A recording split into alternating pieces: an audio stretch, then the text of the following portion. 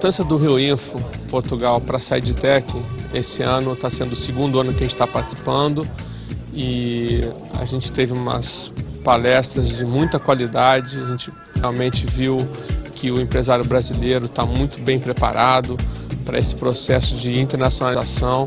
Os empresários portugueses também estão muito receptivos. Para a SideTech, o que está sendo bom aqui no evento são os contatos que a gente está fazendo com empresas portuguesas que têm interesse em representar os nossos produtos aqui em Portugal, em fazer parcerias para desenvolvimento de novos negócios aqui. E não só em Portugal, mas a gente imagina que aqui é uma porta de entrada para todo o mercado europeu e para os países de língua oficial portuguesa também, como Angola e Moçambique.